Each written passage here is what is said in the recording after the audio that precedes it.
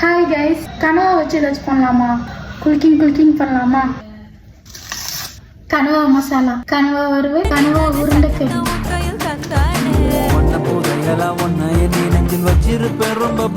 கனவா உருண்டைக்கறி பண்ணலாமா?